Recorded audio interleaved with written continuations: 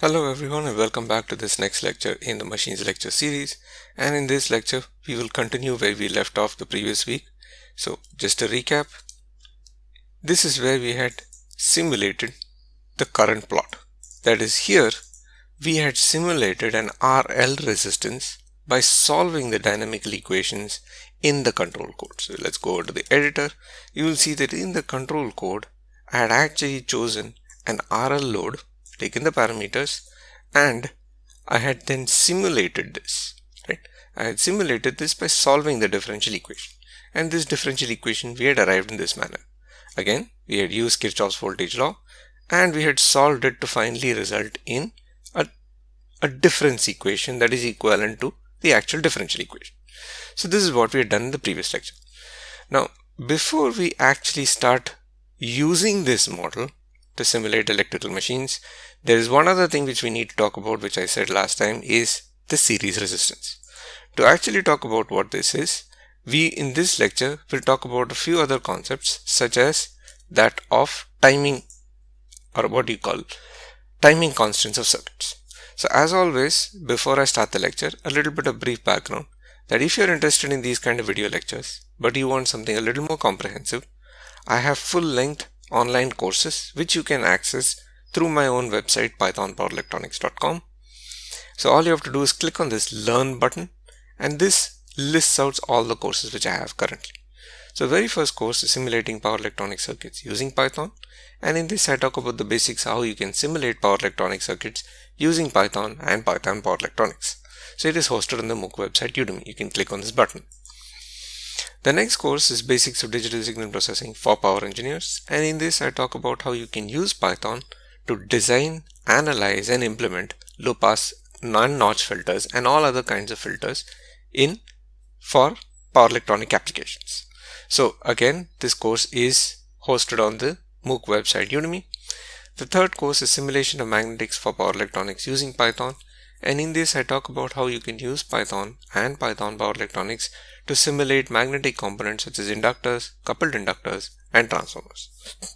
And the next course I have is Control Analysis with Python for Grid Connected Converters, and in this I talk about how you can use the Python control package for analyzing, designing and implementing filters, and also finally implementing them in simulations using Python Power Electronics.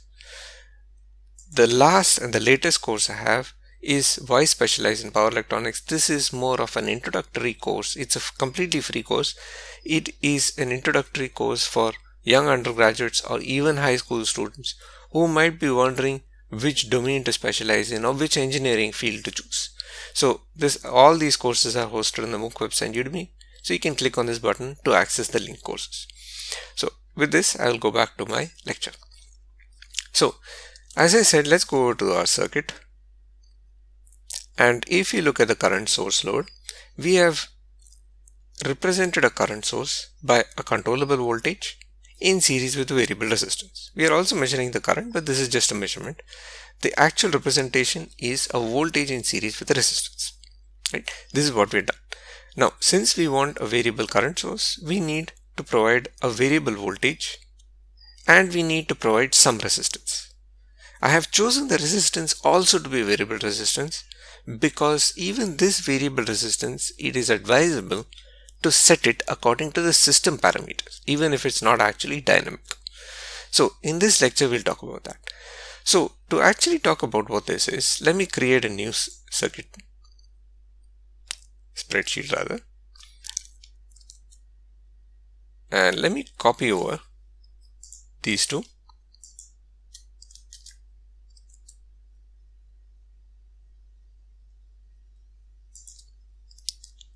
And let me paste it somewhere here. So to give you an idea of what exactly is happening,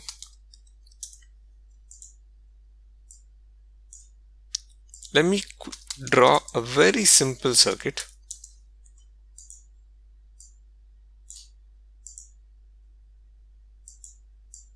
which we will not simulate, but this is mainly for illustration purposes.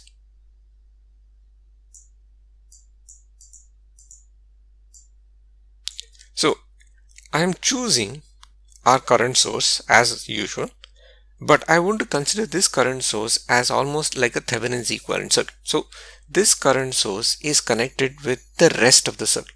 So quite obviously, when you have the rest of the circuit, I would take another voltage source. It doesn't matter what it is.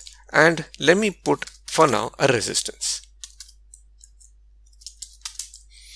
So let us assume that the rest of the circuit, if I take this current source as a Thevenin's equivalent circuit, that means I open it, I separate it, and I express the rest of the circuit as a voltage in series with a resistance. In that case, you can think of the equivalent circuit in such a manner. That is, this Thevenin's equivalent circuit is in series with this element in question. Now, if we take a look at this, now let's take a look at what would be the significance of these numbers. Let me just delete some of these rows because there's too much space.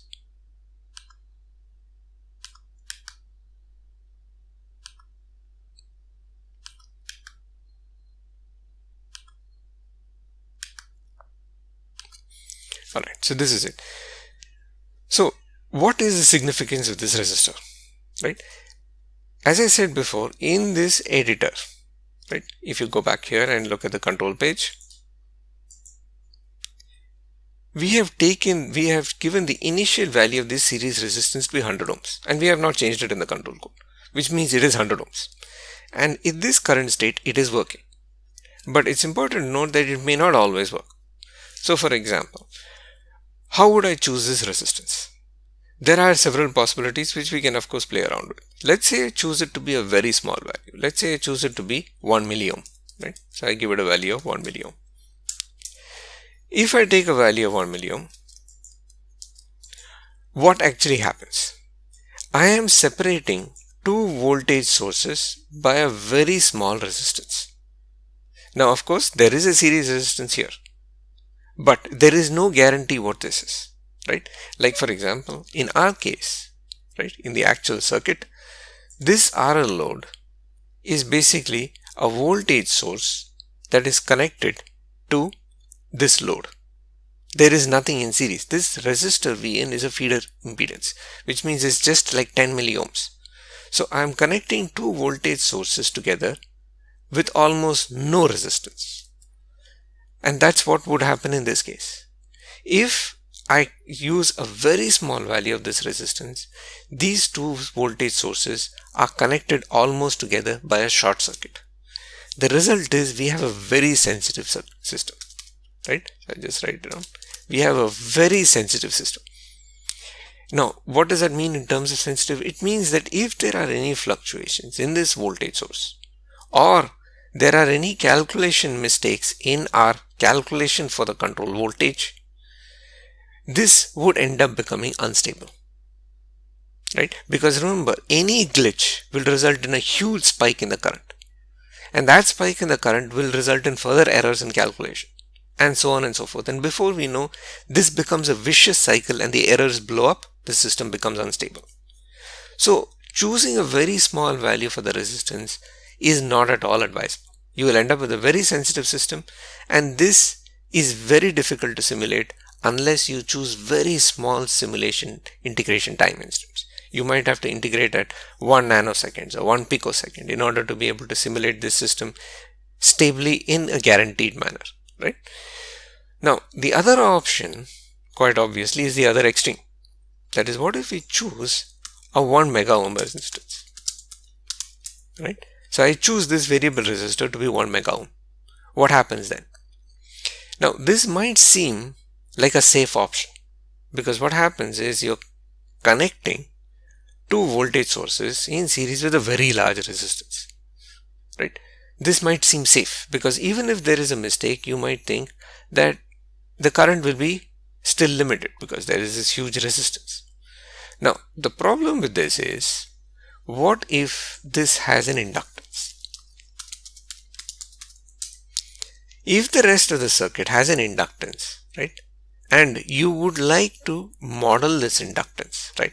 So for example, let's say this is an RL load and there is another series inductance. So the total inductance is the series of this load and this inductance.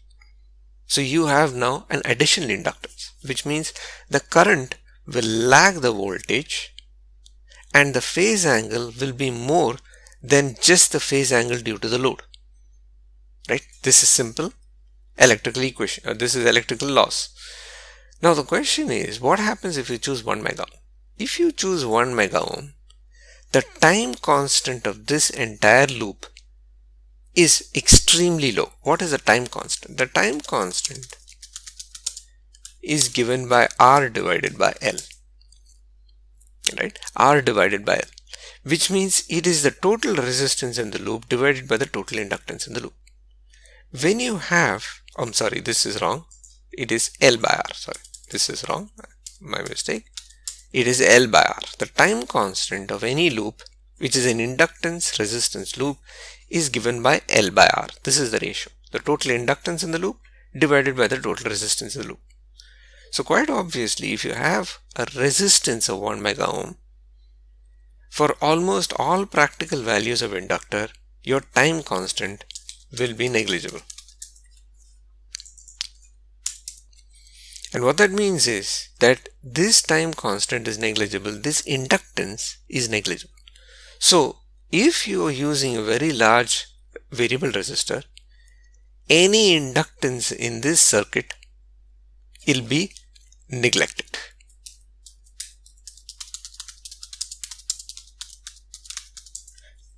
So this again is not what we want, alright? Because remember, the purpose of simulating a load is that not only do you want to simulate the load, but you also want to capture any other dynamics that are available in the system. So for example, if there is an inductance connected in series with the voltage source, you do want this inductance to have an impact on the current. You do not want this variable resistor to completely wipe out the effect of this resistance, of this inductance, sorry. So this is also not what you want. So what this means quite obviously is we need a middle ground. So that means this resistance can be not too high, or rather not too low, and also not too high. Right? Not too low, it should not be too low so that the system is not sensitive. It should not be too high so that any other elements in the series loop will still be captured in the system dynamics. We have to choose the middle ground.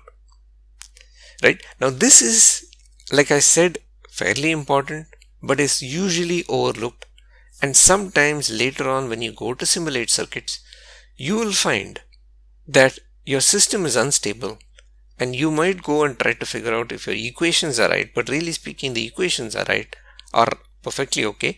It is just that you have chosen a resistance such that your system is unstable. So therefore we need to choose this. Now the question is, how will I choose? Now let's take a look at some examples. What if this voltage source is 0? If this voltage source is 0, what would you like the current to flow? Right? Now this voltage source can be 0 for various reasons. For example, your calculation has still not started. Like at time t is equal to 0, your calculation has not started. So you're starting the voltage source at value 0. If you start your voltage source at value 0, what do you expect in this current? Right? Now this current should not be again too high or too low. You do not need a current which is negligible. For example, I do not need a current in microamperes. This current does not have to be negligible. What is important is that this current should be much lower than the rated current flowing in the system. So for example, let's say I have V rated and I have I rated. Right? So let's say for example, V rated is a 240 volt system.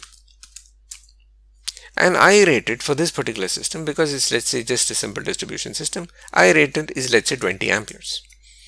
Right? This is quite normal for most cases, like a normal household, a normal apartment unit in a building, whichever. So that means the Z rated is equal to the division between V rated and I rated. So quite obviously, this is equal to the division of these two, which is 12 ohms. Now, If it is equal to 12 ohms, we can use this rated impedance to choose the value of this variable resistor. If I choose a value somewhere between 10 Z rated to, let's say, 100 Z rated, what would be the value? If this control voltage is 0, the value of the current is going to be somewhere between 0.1 per unit to 0.01 per unit. So which means the current flowing is somewhere between 1% to 10%. Again, these are just rough values. You can play around them. You can reduce this to 5, you can go up to 500, 1000. There's no hard and fast rule. This is for you to judge eventually. Right? Eventually you must judge, because it is your system that you're simulating, depending on whatever the system ratings that you're choosing. But typically this is what we will choose when we choose this variable resistance. So important thing to understand is, in reality, we will not be choosing this resistance as an absolute value the way we've done. Here we've chosen it to be 100 ohms. Let's go back to here. We've chosen it to be 100 ohms as an initial value and we left it as it is. Reality, we don't do this. We must calculate it. Typically we calculate it using the rated values of the system. That is, we choose this resistance so that worst case scenario, if we do not have a control voltage source, the current flowing due to this variable in this path will be around 1, I would even say between a real value would be around 1% to 5%. Right? This is what I would choose as this variable resistor. Because now your system is not sensitive, and at the same time your resistance is not so large that it will completely wipe out any other impact in the system. So this is what we will do in the next lecture. In this lecture, I will end it here. This is probably a little bit of theory lecture. Again, if it is something's not clear, please do post either in the comments or send me an email or message me on social media, whichever is your preference. Otherwise, I will see you next week, where we will include these calculations in the control code and then rerun the simulation. So, thank you so much for watching and see you soon. Goodbye for now.